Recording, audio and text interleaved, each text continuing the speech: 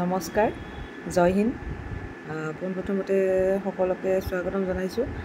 আৰু কথাটো হ'ল কি, এতিয়া আমি জানিব পাৰিছোঁ যে জুলাই মাহৰ শেষলৈকে বা জুলাই মাহত মানে কনষ্টেবল ABUBৰ মানে আছাম পুলিচ কনষ্টেবল ABUBৰ মানে শাৰীৰিক পৰীক্ষাটো পতা হ'ব বুলি শুনি আছোঁ। তো টাইম হাতত একেবাৰে নাই।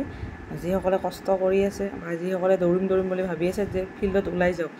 কাৰণ কিয় পিছত মানে এইটো আফচোচ যাতে আপুনি নিজকে কৰিব নালাগে যে মই যদি আৰু অলপ বেছি প্ৰেক্টিছ কৰিলোঁ হয়, মোৰ ৰিটেনত নাম আহিলে হয় বা মোৰ পাৰফৰ্মেঞ্চটো ভাল হ'লে হয়। মানে নিজৰ ফালৰ পৰা যিমান দিব লগা আছে সেইটো দিব চেষ্টা কৰক। মানে নিজৰ ফালৰ পৰা মানুহে যে কয় যে মই নিজৰ ফালৰ পৰা 100% দিছোঁ, বাকীখিনি পিছত দেখা যাব।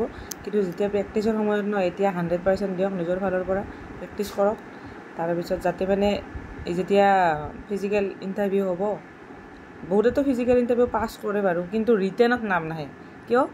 কাৰণ যিখিনি লাগে কাট অফ লিষ্টৰ কাৰণে যিখিনি যথেষ্ট নাম্বাৰ সেইখিনি মানে সক্ষম নহয় আৰু সেইখিনিৰ লগত মানে কম্পিটিশ্যনত মানে তেওঁ পিছুৱাই আহে। কাৰণ কিয়? আজিকালি হ'ল কম্পিটিশ্যনৰ যুগ।